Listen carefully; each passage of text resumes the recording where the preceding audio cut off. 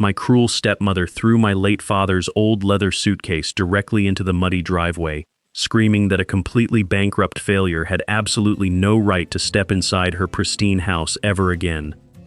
At 34 years old, I found myself staring at a frozen corporate bank account showing $0 while facing a massive lawsuit of $2 million that threatened to destroy my entire creative career. They genuinely believed they had completely broken my spirit and stolen everything I ever owned, but I am about to tell you exactly how their arrogance blindly set up their own catastrophic downfall. My name is Arthur Athomas, and until last week, I was the proud founder of a boutique creative design agency in downtown Chicago that I built using nothing but my own raw artistic passion. For 7 long years, I spent 16 hours a day hunched over a drawing tablet, skipping meals and sacrificing my personal life to turn a tiny rented bedroom into a respected branding firm. Art was my sanctuary, a beautiful legacy left behind by my biological mother, who taught me to paint before cancer took her away from me when I was just a vulnerable 10-year-old boy. When my father married Eleanor 5 years later, the peaceful atmosphere of our quiet home shifted drastically into a toxic environment filled with constant judgment, mockery, and intense corporate elitism from her. Eleanor brought along her son Julian, a fiercely competitive boy who was groomed from childhood to chase corporate titles, wealth, and high-status positions, while viewing my artistic pursuits with absolute and utter contempt. Whenever I proudly showed my father the digital illustrations I worked on, Eleanor would scoff loudly, calling my hard work useless computer doodles that would never yield a single cent of real profit. She constantly bragged about Julian's corporate internship at the prestigious Vanguard Media Group, a massive global conglomerate that dominated the marketing industry and represented the pinnacle of professional success in her eyes. Despite their endless emotional cruelty, I maintained my dignity and quietly focused on growing my agency, eventually securing a handful of loyal local clients who deeply respected my unique vision and work ethic. When my father unexpectedly passed away 3 years ago, Eleanor and Julian wastefully inherited the family home through a legal loophole, leaving me with nothing but my father's old, worn-out station wagon.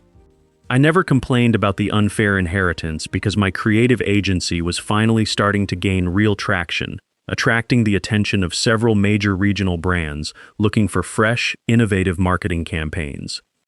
Julian, meanwhile, used his mother's extensive social connections to climb the corporate ladder at Vanguard Media Group, eventually becoming a senior account director, though he lacked any actual creative talent of his own.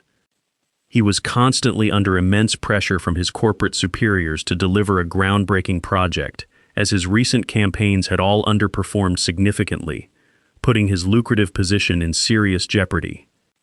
Out of desperate professional panic, Julian began reaching out to me under the false pretense of repairing our fractured brotherly relationship, frequently visiting my small office to check on my ongoing projects. I foolishly welcomed him with open arms, genuinely believing that time had matured his character and that he truly wanted to connect with the only sibling he had left in this lonely world. During those casual weekend visits, I openly shared my creative process with him, showing him my conceptual sketches, digital mood boards, and the intricate technical details of my latest design methodologies. I even allowed him to browse through my secure local server, never imagining that my own stepbrother would look into my eyes while secretly plotting a devastating betrayal against my business. My team was currently working on the biggest project of our lives, a comprehensive rebranding campaign for a massive nationwide retail chain that was worth over $1.5 million in revenue. This major contract was supposed to elevate my boutique agency into the national spotlight, and I poured my entire soul, savings, and creative energy into perfecting every single digital asset. On the night before our official pitch presentation, Julian unexpectedly stopped by my office bringing expensive takeout food, claiming he wanted to celebrate my hard work and toast to my upcoming success. I stepped away from my main workstation for less than 15 minutes to accept a pressing phone call from a client, leaving Julian entirely alone in the room with my unlocked computer server. In those few unsupervised minutes, Julian plugged in a high-speed external drive and stealthily copied the complete master files of our entire rebranding campaign, including every layered asset and conceptual document. He left shortly after, offering a suspiciously hurried excuse about an early morning corporate meeting, leaving me completely unaware that the foundation of my entire life had just been ruthlessly stolen. The next morning, as my team proudly walked into the client's corporate boardroom to present our masterpiece, we were met with cold, furious stares from the executive board members sitting around the table. The chief executive officer slammed a heavy folder onto the table, revealing that Vanguard Media Group had officially registered and published the exact same creative campaign just 3 hours prior to our meeting. Julian had presented my master files to the Vanguard Executive Board as his own original creation, claiming credit for the brilliant design work and securing a massive promotion to vice president. Because Vanguard Media Group held an airtight copyright registration stamped early that morning, our wealthy client instantly accused my small agency of blatant intellectual property theft and malicious corporate espionage tactics. Within 48 short hours, the retail chain filed a devastating $2 million lawsuit against us, and every single one of our existing clients immediately terminated their active contracts out of sheer panic. The industry reputation I had spent 7 painful years building from the ground up vanished overnight, replaced by viral online articles labeling me a shameless fraud who stole from a major conglomerate. I desperately tried to contact Julian, calling his cell phone dozens of times, but he had completely blocked my number, leaving me to face the gathering corporate storm entirely on my own. When I marched directly to the Vanguard Media Group headquarters demanding to speak with him, building security forcefully escorted me out of the lobby, stating I was permanently banned from the property. My business bank accounts were swiftly frozen due to the pending litigation, leaving me completely unable to pay my dedicated staff members or cover the rising monthly rent for our office space.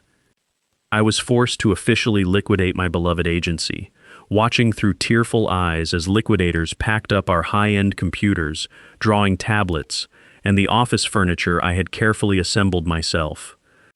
With my personal savings completely drained by initial legal consultation fees, I was evicted from my modest apartment, leaving me with absolutely nowhere to go except my late father's old house.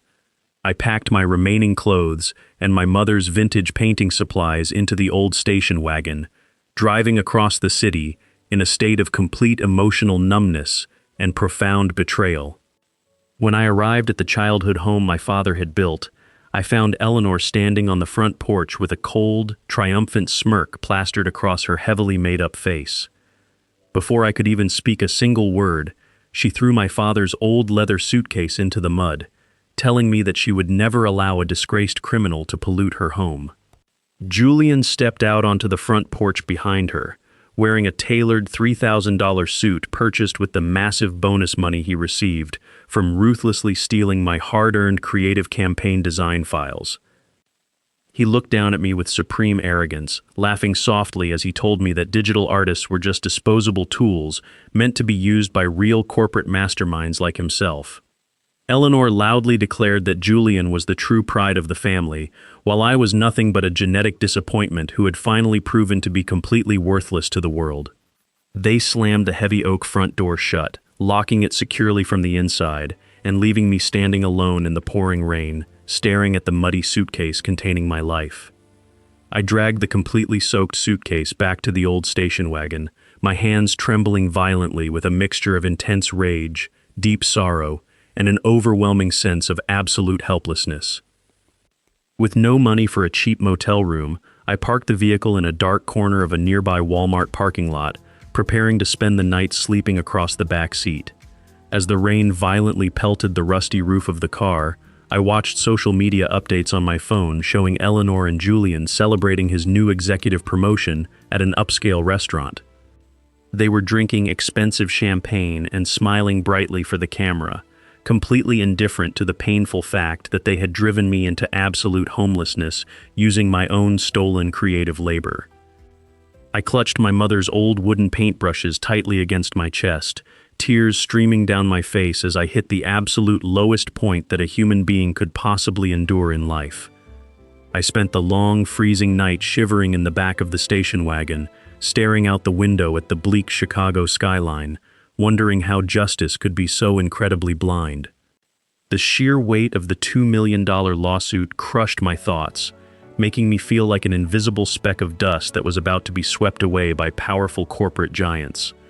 At exactly 6:45 the following morning, the loud, abrasive buzzing of my cell phone woke me from a brief, restless sleep, filled with agonizing nightmares of my public ruin. I quietly cleared my throat and answered the unfamiliar number, fully expecting another aggressive journalist seeking a scandalous quote about the high-profile plagiarism case that had ruined my professional name. Instead, a deeply authoritative and highly refined voice introduced himself as the senior supreme legal counsel representing the entire global board of directors at Vanguard Media Group's primary parent corporation. My heart skipped a beat as I prepared myself for another legal threat, assuming they were calling to demand an immediate financial settlement that I could never possibly afford to pay. However, the senior attorney's tone was remarkably respectful and almost reverent, as he politely asked if he was speaking directly with the original founder of the former Atomas creative design agency. When I cautiously confirmed my true identity, the lawyer requested that I immediately attend an urgent, highly confidential emergency board meeting at their corporate headquarters at 9 o'clock that morning. He stated that a private corporate jet was already waiting at the nearest executive airfield to transport me directly to their primary global headquarters located in downtown New York City. I explained that I was currently completely broke and dressed in rumpled clothes, but the attorney insisted that my immediate appearance was required by an absolute mandate of the late owner. He added that a prestigious black town car had already been dispatched to my exact GPS location to pick me up, leaving me completely stunned and thoroughly bewildered in the front seat. 10 minutes later, a sleek luxury vehicle pulled into the desolate parking lot, and a professional driver in a clean suit opened the door, politely gesturing for me to step inside. During the silent, surreal flight to New York City, I washed my exhausted face in the jet's private restroom, trying to make sense of the bizarre and sudden turn of events. Upon arriving at the towering Manhattan skyscraper that served as their global headquarters, I was immediately bypassed through high security and escorted directly to the highly restricted top-floor executive boardroom. The massive conference room was completely filled with senior corporate executives, high-ranking legal partners, and prominent board members, all sitting in absolute silence around a magnificent, highly polished mahogany conference table. As I entered, the Supreme Legal Counsel stepped forward, holding a thick, officially sealed legal binder bound in dark blue leather with elegant gold lettering pressed onto the front cover. He looked at the gathered executives and formally announced that the final, non-discretionary last will and testament of their legendary billionaire owner, Arthur Kingsley, was about to be officially executed. I recognized the name Arthur Kingsley immediately, as he was the reclusive, fiercely private, multi-billionaire tycoon who had founded the massive parent conglomerate decades ago and rarely appeared in public. The lawyer further explained that 5 years ago, Mr. Kingsley's global reputation had been maliciously targeted by a massive, highly coordinated smear campaign initiated by some ruthless international business competitors. During that dark period, a mysterious, completely anonymous digital artist had created a stunning, profoundly moving pro bono community campaign that single-handedly restored the public's deep trust in Kingsley's charitable foundations. That brilliant anonymous campaign had been designed entirely by me during my agency's first difficult year, worked on late at night purely out of my own genuine desire to help. I had never asked for a single dollar of compensation, nor did I ever reveal my true identity, completely unaware that the grateful billionaire had spent years secretly tracking me down. The lawyer opened the sealed binder, reading aloud a direct quote from the late billionaire stating that true creative integrity was the rarest and most valuable asset in the modern world. The document revealed that because Arthur Kingsley had absolutely no surviving biological heirs, he had legally designated the anonymous creator of that specific community campaign as his sole corporate successor. Effective immediately upon his passing, which had occurred just 2 days prior, 70% of the total voting shares of the entire global conglomerate were officially transferred directly to me. This shocking twist meant that I was no longer a bankrupt graphic designer facing a ruinous lawsuit, but the absolute majority shareholder and supreme chairman of the entire multinational parent corporation. I stood in stunned silence as the entire boardroom of senior executives simultaneously stood up, bowing their heads deeply and respectfully to welcome their new ultimate boss and supreme leader.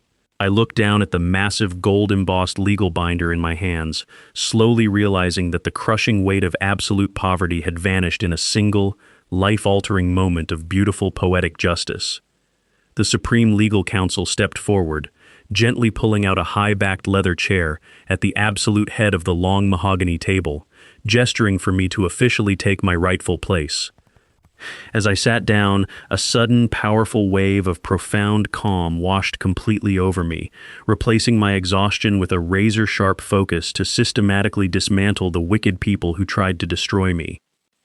I looked directly at the assembled global board of directors, calmly instructing them that my official appointment as the new Supreme Chairman must remain strictly confidential for the next 24 hours.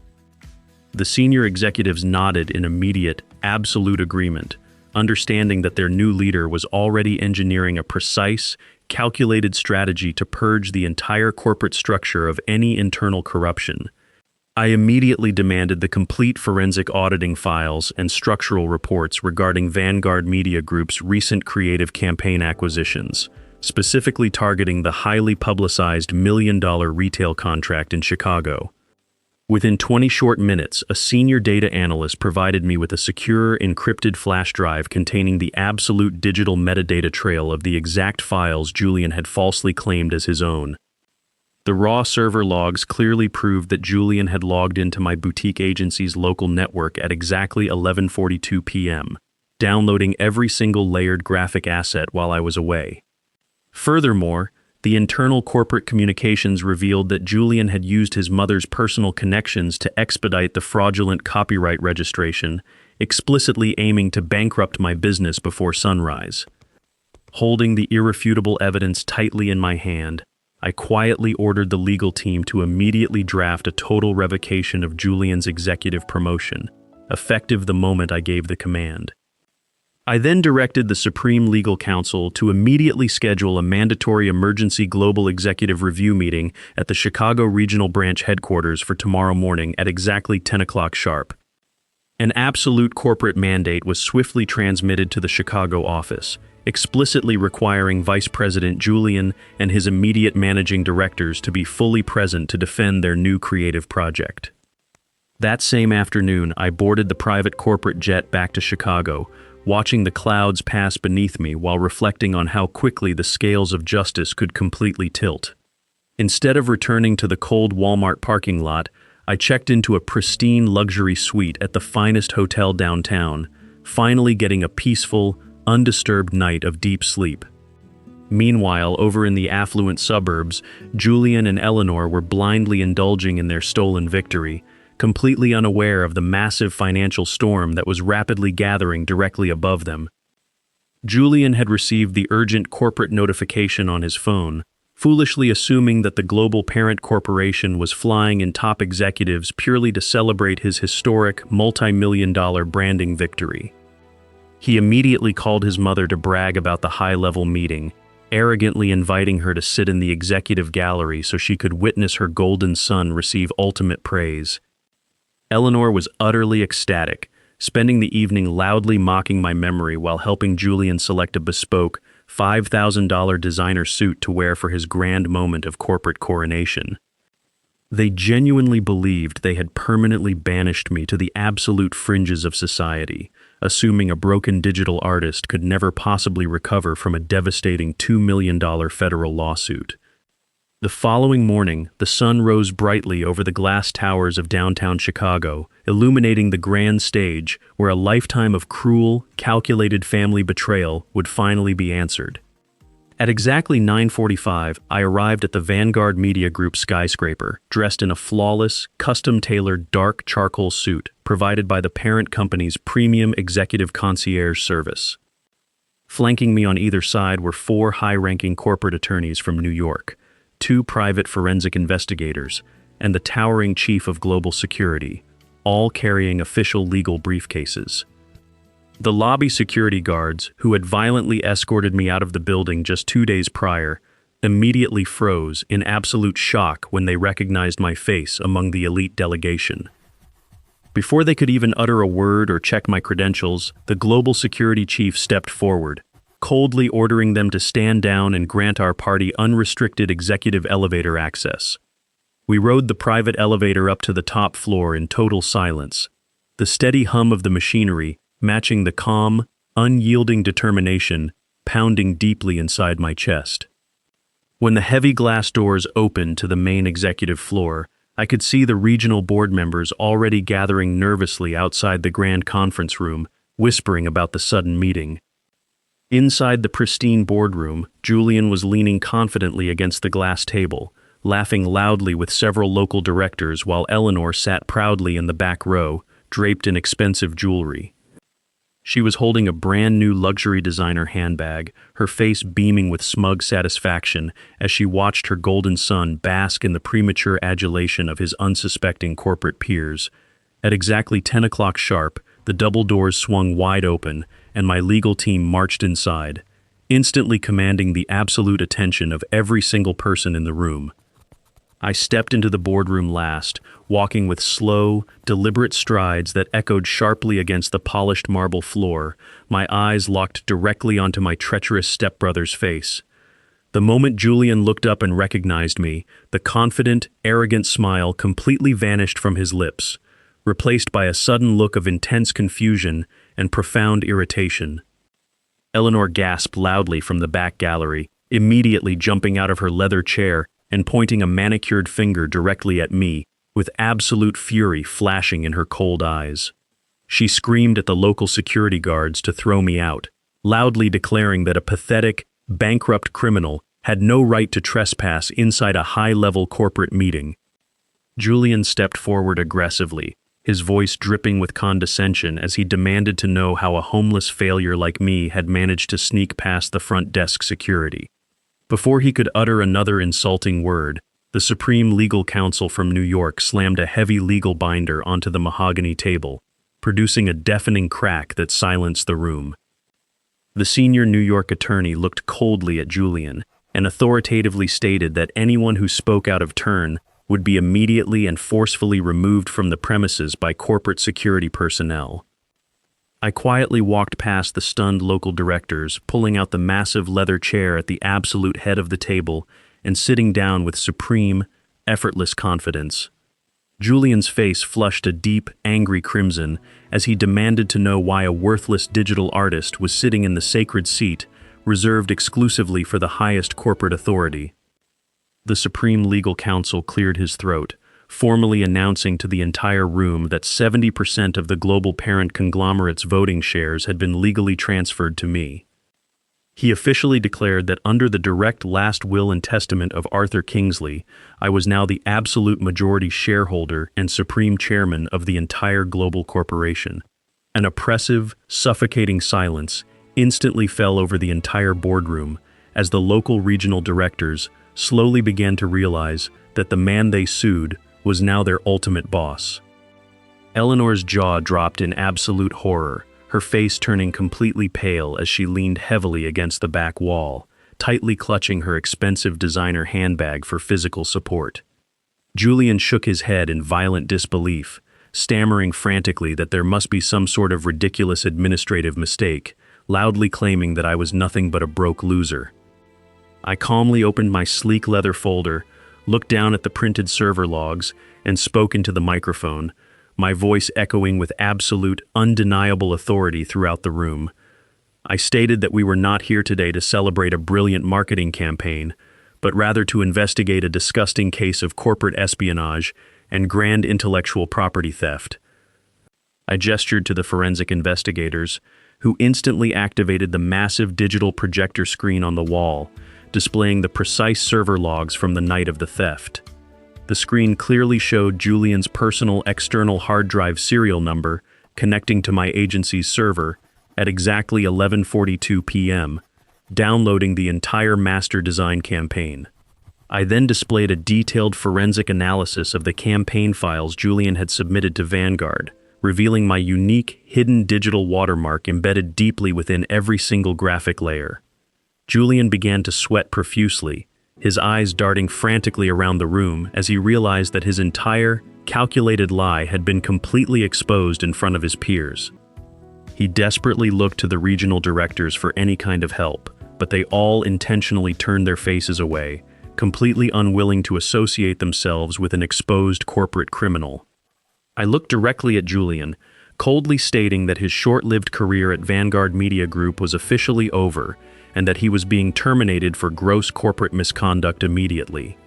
The chief of global security immediately stepped forward, firmly grabbing Julian by his expensive suit jacket arms and forcefully pulling him up away from the executive table. Eleanor ran forward, frantically weeping and begging me to show mercy to her son, completely forgetting the cruel insults she had screamed at me in the mud just yesterday. I looked at her with total indifference, reminding her that she had thrown my father's suitcase into the dirt and proudly called me a completely worthless disappointment to the family. I then turned to my legal team, ordering them to immediately dismiss the fraudulent $2 million plagiarism lawsuit that Vanguard had maliciously filed against my boutique creative agency. Furthermore, I instructed the attorneys to hand over the complete digital forensic evidence file directly to the federal prosecutors, who were already waiting down in the lobby. 2 armed federal agents immediately entered the boardroom doors, holding official arrest warrants and instructing Julian that he was being taken into federal custody for intellectual corporate theft.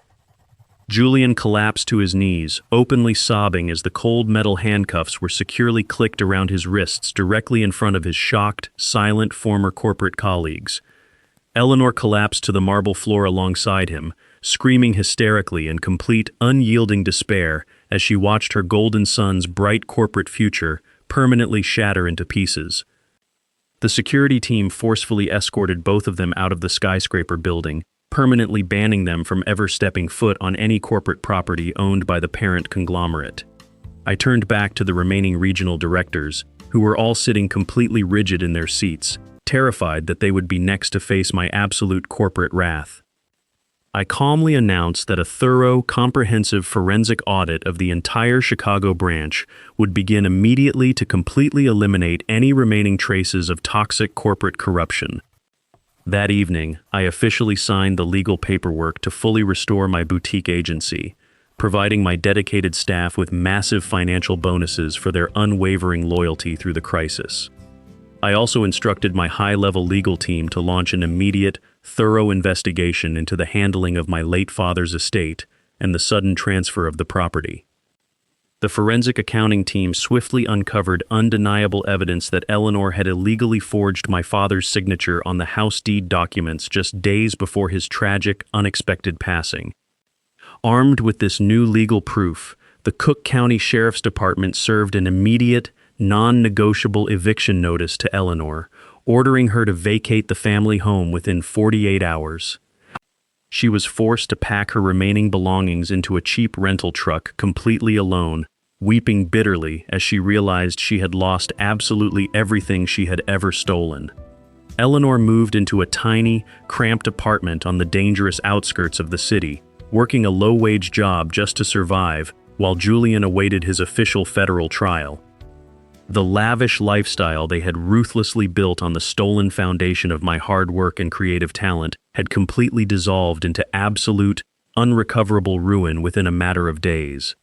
A few weeks later, I stood on the beautiful front porch of my officially reclaimed childhood home, watching the sunset cast a warm, golden glow across the quiet driveway. I held my mother's vintage wooden paintbrushes tightly in my hand, finally feeling a deep sense of profound peace and complete validation returning to my soul after years of suffering. I moved my boutique creative agency's primary headquarters directly into the Grand Vanguard Tower, ensuring my loyal designers had access to the absolute best corporate resources in the industry. The massive global conglomerate thrived beautifully under my new leadership, as I intentionally shifted the corporate focus toward supporting genuine, passionate independent artists and ethical, community-driven marketing campaigns nationwide. I realized that my lifelong passion for art was never a useless computer doodle, but a powerful, life-saving force that had ultimately protected my dignity and fully restored my family legacy. True creative integrity had triumphed completely over cold corporate greed, proving that masterpieces created in the darkest shadows will always find their way into the beautiful, triumphant light. The day after the massive boardroom confrontation, I officially walked into my new executive office on the top floor of the Manhattan Tower, gazing out at the vast skyline with a deep sense of accomplishment.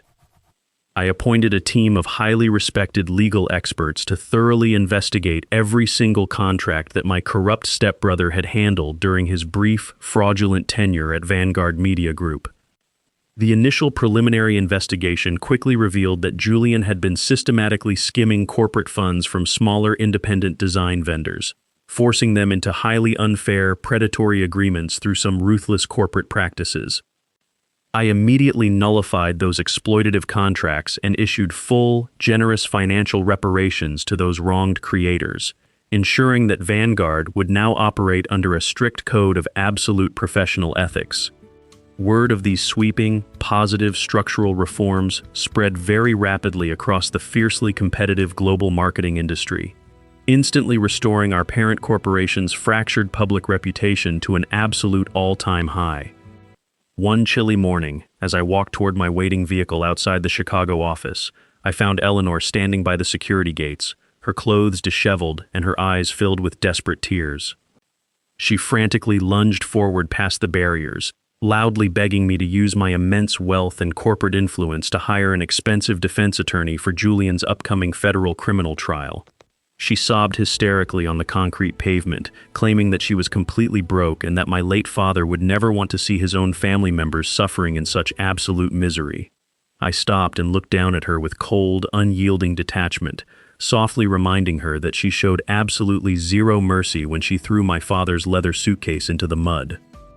I told her that justice was finally being served, and I calmly instructed the building's private security team to permanently remove her from the property and ensure she never returned. As the guards gently led her away, I got into the quiet back seat of my town car, realizing that the toxic cycle of their emotional abuse had finally been broken forever. A few short weeks later, Julian's high-profile federal trial officially commenced in a downtown district court, drawing significant media attention due to the massive scale of the corporate espionage involved. Our elite corporate legal team presented an airtight case, delivering pages of undeniable digital metadata, server access logs, and the secure encrypted flash drive containing the exact campaign files he stole. During the intense cross-examination, the federal prosecutors also introduced shocking evidence showing that Eleanor had secretly emptied my late father's personal retirement accounts while he lay dying in the hospital. This shocking, devastating revelation completely shattered any remaining public sympathy for them, further exposing their long, calculated history of absolute greed, dark manipulation, and financial exploitation within our family system. The federal judge was completely repulsed by their cold-blooded actions, noting that Julian had shown absolutely zero remorse for destroying a boutique creative business built on raw talent and sacrifice. Julian was officially found guilty on all federal counts of corporate theft, fraud, and illegal copyright manipulation, receiving a very strict sentence of 8 years in a high-security federal penitentiary. As the armed bailiffs led my weeping stepbrother away in heavy chains, he briefly looked back at me with a face full of intense regret, but it was far too late for apologies. Eleanor sat completely paralyzed in the public gallery, staring blankly ahead as she realized her grand dreams of elite corporate status had permanently transformed into a lifetime of public shame.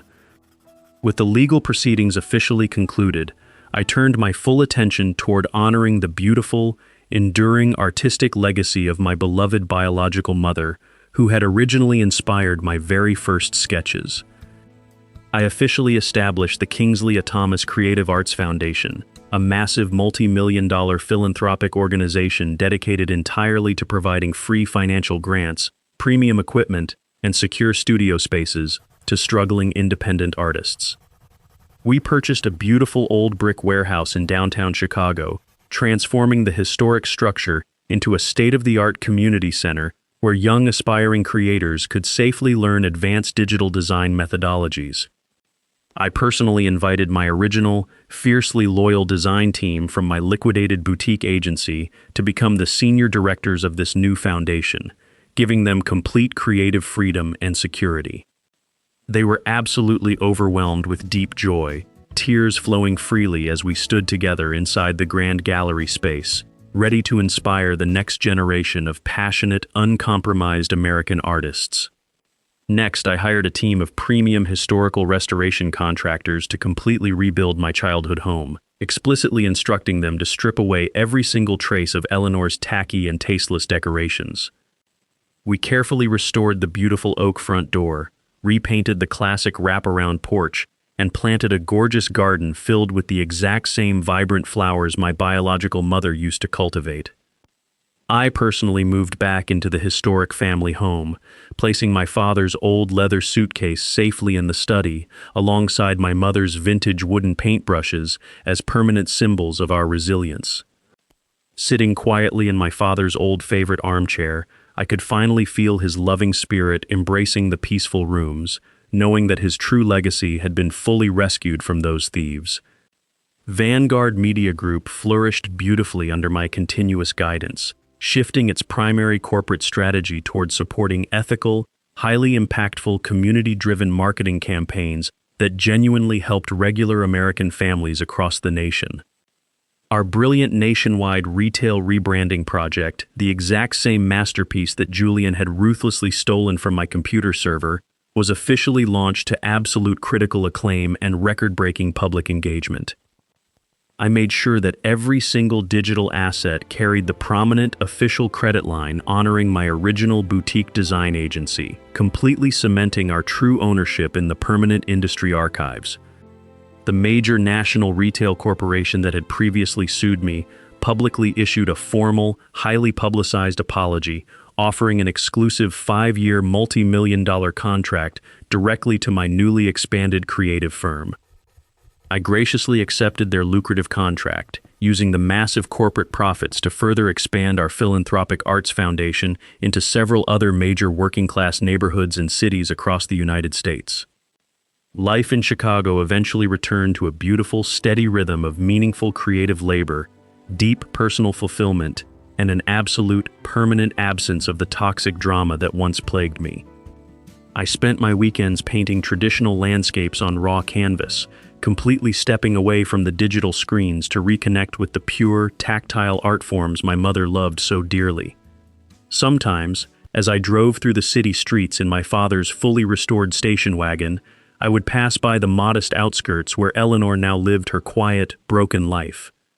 I felt absolutely no lingering anger or desire for further vengeance against her, only a profound sense of quiet relief that their dark influence could never touch my soul again.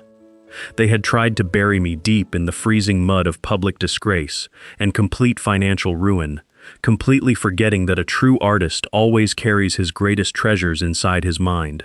Money, status, and fancy titles can easily be stolen by opportunistic thieves, but raw creative passion and moral integrity are completely bulletproof assets that can never be replicated or taken away.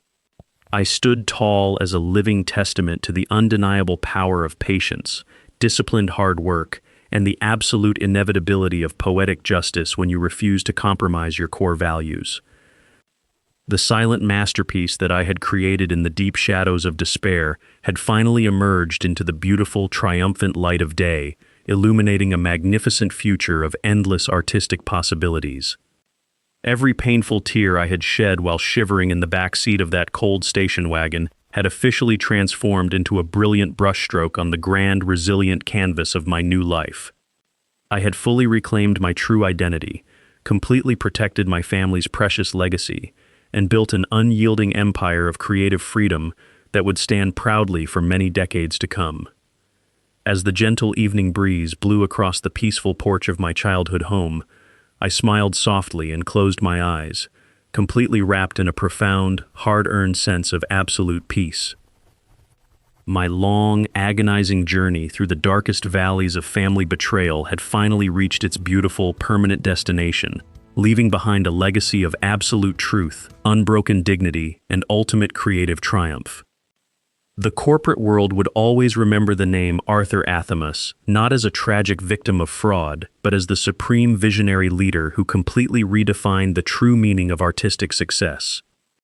I raised my glass to the beautiful Chicago skyline, quietly whispering a word of deep gratitude to my late parents, knowing that their love had guided me safely through the storm. The battle was officially over, the victory was completely absolute, and my heart was finally, beautifully whole as I stepped boldly into the bright, magnificent dawn of my true destiny.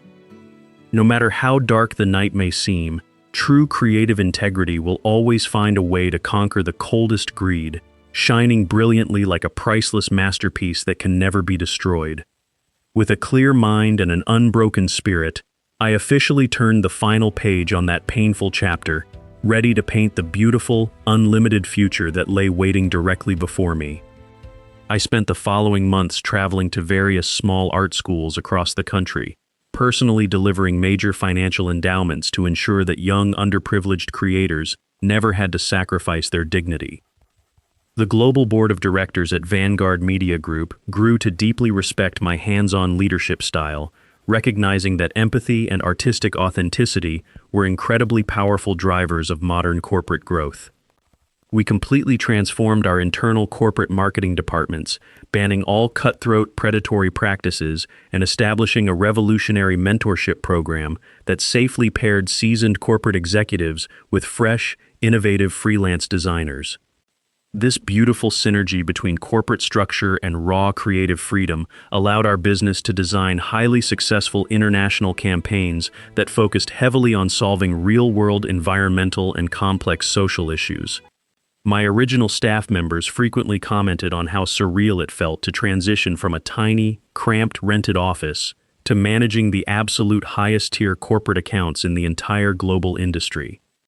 I always reminded them that our success was deeply rooted in the heavy sacrifices we made during those early years when we only had our shared dreams to keep us going. Meanwhile, the federal penitentiary where Julian was serving his long criminal sentence refused to grant him any early parole, citing his total lack of cooperation during the extensive financial audits. Eleanor's health began to decline rapidly under the intense physical strain of her low-wage retail job, forcing her to sell her remaining luxury jewelry pieces just to cover basic medical bills. Neither of them ever attempted to contact me again, completely aware that their malicious actions had permanently severed any remaining blood ties or legal claims to my father's vast estate. I took absolute care to ensure that my father's original workshop in the backyard was perfectly preserved, keeping his classic tools neatly arranged exactly the way he left them before his passing. Standing inside that quiet, dust-speckled space, I could clearly remember the practical lessons he taught me about maintaining absolute self-respect and never allowing arrogant bullies to dictate my true worth. His humble blue-collar wisdom had combined perfectly with my mother's elegant artistic vision, giving me the ultimate emotional armor required to survive the absolute worst moments of my public humiliation. The legendary billionaire Arthur Kingsley had recognized that exact same rare combination of moral grit and creative excellence when he chose me to inherit his massive global corporate marketing empire. I honor his incredible trust every single day by managing this multinational conglomerate with absolute transparency, unwavering fairness, and an unyielding commitment to nurturing authentic human creative expression through media. Our signature community campaign recently won the prestigious Global Grand Prix Award for Creative Excellence, an incredible honor that completely solidified my agency's supreme dominance in the modern marketing landscape. As I stood on the grand stage in New York accepting the trophy in front of thousands of cheering industry professionals, I felt no arrogance, only a deep, profound humility. I dedicated the historic award entirely to every single independent artist who has ever been exploited, dismissed, or told that their creative passions were completely useless doodles by arrogant critics. The thunderous applause that echoed through the magnificent auditorium was a beautiful contrast to the harsh, cruel laughter that Julian had previously directed at me on that rainy front porch. Returning to Chicago after the grand ceremony, I took a long, quiet walk along the peaceful shores of Lake Michigan, letting the cool water wash over my tired feet in the sand. The city that had witnessed my lowest point of absolute homelessness was now celebrating me as its most successful creative son, a beautiful paradox that I deeply appreciated with all my heart. I knew that my life would always be dedicated to creating beautiful things, protecting the vulnerable, and ensuring that true artistic integrity remains the ultimate guiding light of my corporate empire. My mother's old wooden paintbrushes now sit proudly inside a custom-made glass display case in the center of our global executive boardroom, inspiring every client who walks through our doors. They serve as a powerful, silent reminder that real art is born from the soul, nurtured through suffering, and destined to outlast the temporary illusions of stolen wealth and corporate greed. I look forward to the future with absolute excitement, knowing that the foundation of my life is built on solid, unbreakable truth that can never be shaken by family betrayal. The script of my life had been written through tears and fire, but the final masterpiece is more beautiful, triumphant, and enduring than I ever could have imagined in my wildest dreams.